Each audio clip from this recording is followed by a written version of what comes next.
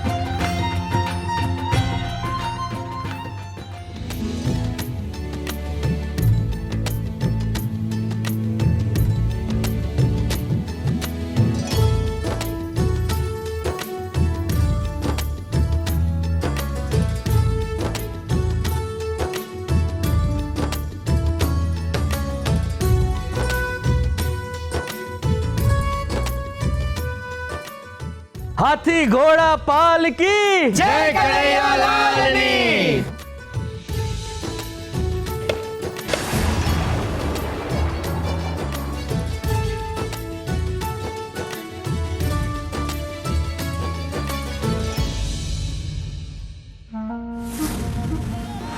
લાલાની મૂર્તિ ક્યાં ગઈ? અહીંયા તો મૂકી હતી. લાલાની મૂર્તિ ક્યાં હશે? આ બધું શું થઈ રહ્યું છે ભગવાન? કઈ સમજણ નથી પડતી. પારણું શણગારતો હતો ત્યારે પણ કઈ સમજણ ના પડી કે પારણું શણગાર્યું છે કે નથી શણગાર્યું, ને લાલાની મૂર્તિ ગાયબ કઈ રીતે થઈ ગઈ. કંઈક કરવું પડશે, નહીતર આજે પ્રતિષ્ઠા દાવ પર લાગશે ને ખોટા આરોપો આવશે નફામાં. રામલા, અહીંયા આવ.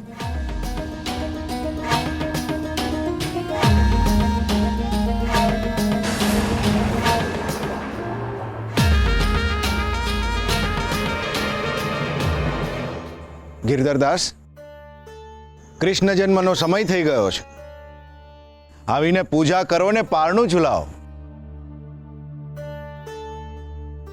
પૂજારી બાપા, કઈ મનોમંથનમાં છો?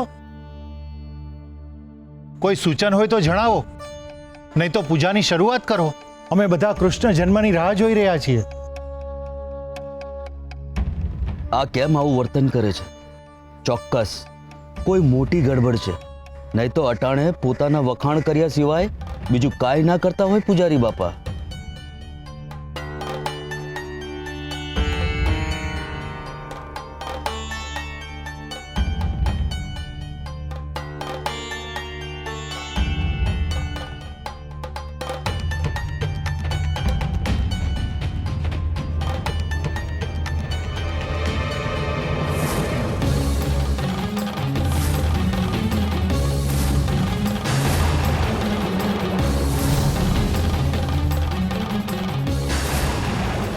મૂર્તિ ક્યાં ગઈ?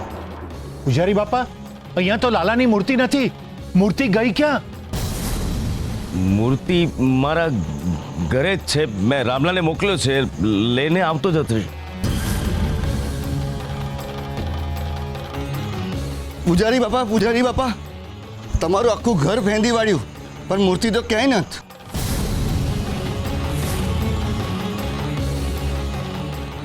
ગિરધરદાસ, આ હું શું સાંભળી રહ્યો છું? ગિરધરદાસ, આ તમારું કેવું આયોજન છે? કૃષ્ણ જન્મના ટાણે જ તમે મૂર્તિ તૈયાર નથી રાખી. ગિરધરદાસ, આ તમારું કેવું આયોજન છે? કૃષ્ણ જન્મના ટાણે જ તમે મૂર્તિ તૈયાર નથી રાખી. ના ના મહારાજ, મૂર્તિ તો ગઈકાલની તૈયાર જ હતી. તૈયાર હતી તો પછી ગઈ ક્યાં? હવામાં અદ્રશ્ય થઈ ગઈ કે પછી પેટાણમાં વહી ગઈ કે પછી મૂર્તિ લાવ્યા જ નથી? પૂજારી બાપા, મહિના પહેલા ગામવાળાએ ભેગા થઈને લાલાની મૂર્તિ લેવા હાટું કાવડિયા આપ્યા હતા. ઈ ક્યાં નાખ્યા? હે, શું કર્યું એનું? ઈ તો કયો? અરે તમે બધા મારી વાત તો સાંભળો. પણ હું સાંભળે પૂજારી બાપા, અત્યારે ખરા તાને લાલાની મૂર્તિ ના તો અમારે શું સમજવું? તમને લોકોને શું લાગે છે મેં કાવડિયા વેડફી નાખ્યા છે? પણ અત્યારની પરિસ્થિતિ તો એ જ સૂચવે છે ગિરધરદાસ. મહારાજ, આપ પણ મારા પર શંકા કરો છો? શંકા અને વિશ્વાસનો તો પ્રશ્ન જ નથી ગિરધરદાસ. પણ અત્યારે મૂર્તિ નથી એનો અર્થ શું? મહારાજ,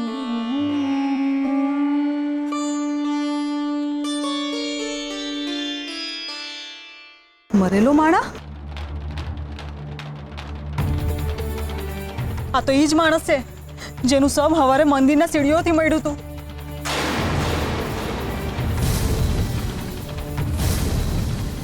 પણ એ તો મરી ગયો તો ને, તો જીવતો કેમ ન થયો?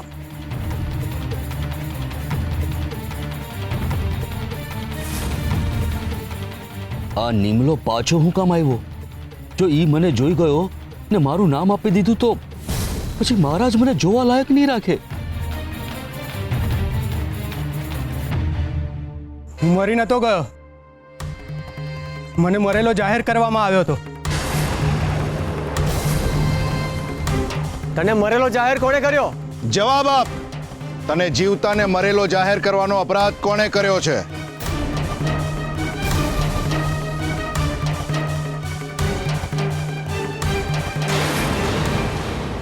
જવાબ આપ. તને જીવતાને મરેલો જાહેર કરવાનો અપરાધ કોણે કર્યો છે?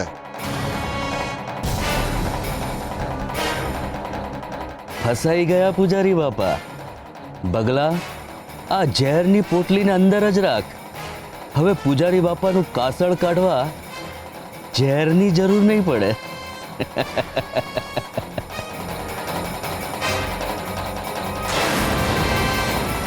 પૂજારી બાપા, પૂજારી બાપા?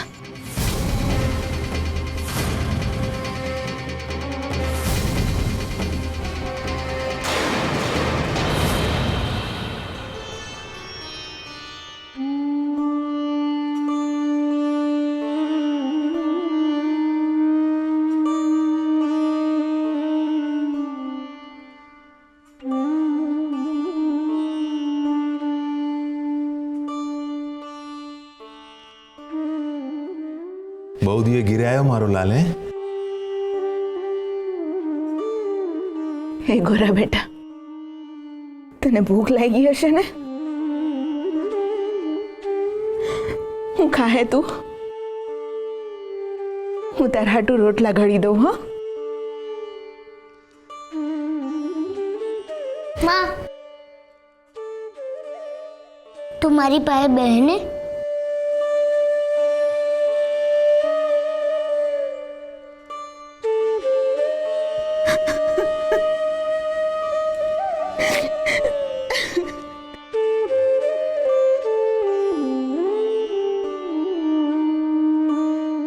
દેવીબેન, તમે ચિંતા ના કરો, તમે ગોરા પાસે બેહો, રોટલા હું મારા ઘરેથી લઈ આવું છું.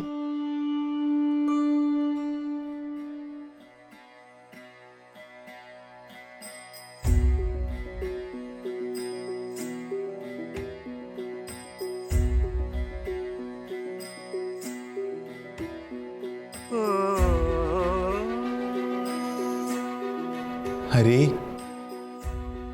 તારો જેટલો પાળ માનું ને એટલો ઓછો છે મારા નાથ. આજે તે સાબિત કરી આપ્યું કે તારો હાથ અમારા માથા ઉપર છે. તું નિરાધારનો આધાર છે ને દખ્યાનો બેલી છો તું.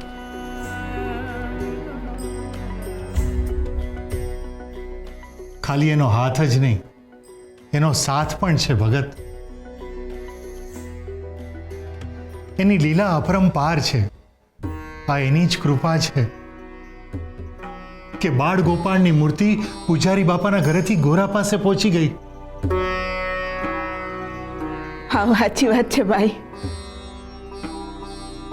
ઝીણકીનું અહીં આવું એ પણ પ્રભુનો જ કોક સંકેત હશે. જો ઝીણકી અહીં કોડિયું લઈને ન આવી હોત તો અમે તો ગોરાની ચિંતામાં મરી જ પરવાર્યા હોત.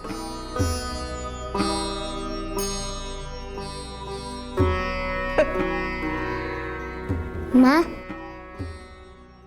આ ઝીણકી કોણ છે? એ બેટા, તું ઝીણકીને નથી ઓળખતો? અરે ટોળકીમાં તારી હારે હતી. કોણ? મારી હારે તો કોઈ ઝીણકી નથી. એ બેટા, યાદ કર, તારી હારે એક નાનકડી છોકરી હતી ને એ? ના, મારી હારે તો કોઈ ઝીણકી નથી.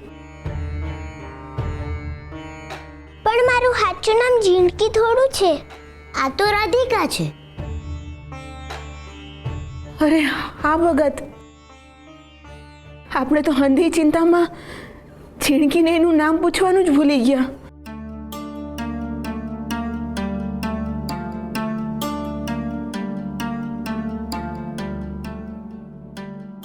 રાધિકા, તને હજુ તારા મા બાપ નથી મળ્યા?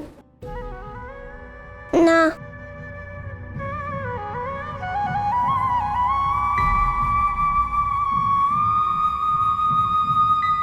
હે પ્રભુ, મારી એક જ અરજ છે ને આરાધને પૂરી કર મારા નાથ. જેમ અમને અમારા ગોરાને હારે ભેટો કરાવ્યો, એ માં દીકરીને એને આ મા બાપને હારે ભેટો કરાવી દે.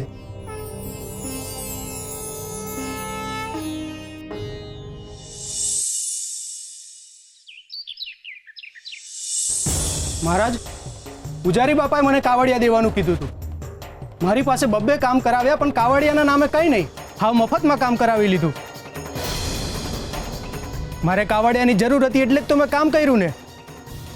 મને કાવડિયા ના મળ્યા એટલે મેં બાળગોપાળની મૂર્તિ ચોરવાનું પાપ કર્યું. ગિરધરદાસ, આ હું શું સાંભળી રહ્યો છું? હું તો આ વ્યક્તિ જે વાત કરી રહ્યો છે એ સત્ય છે? એ તો તમારા શબ્દો જ કહી રહ્યા છે કે તમે જુઠ્ઠું બોલી રહ્યા છો ગિરધરદાસ. નહીં રાજન, નહીં, હું જુઠ્ઠું નથી બોલી રહ્યો. હું સાચું કહી રહ્યો છું. હું આ માણસને ઓળખતો પણ નથી મહારાજ. એને તો બગલો મારી પાસે લઈને આવે તો. સિપાહી, હમણાં ને હમણાં બગલાને અહીંયા હાજર કરવામાં આવે. મહારાજ, હું અહીંયા જ છું.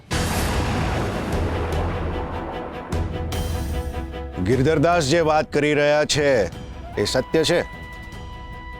એટલે મહારાજ, બગલા તારું અસત્ય તને મૃત્યુદંડ આપશે.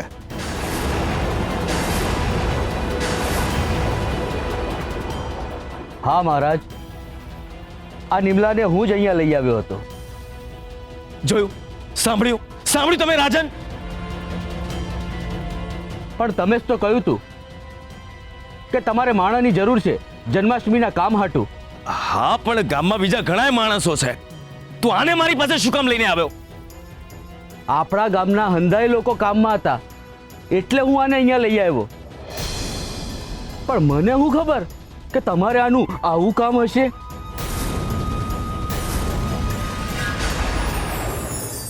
જન્માષ્ટમી, અષ્ટમી એટલે આઠમ, વદ આઠમ.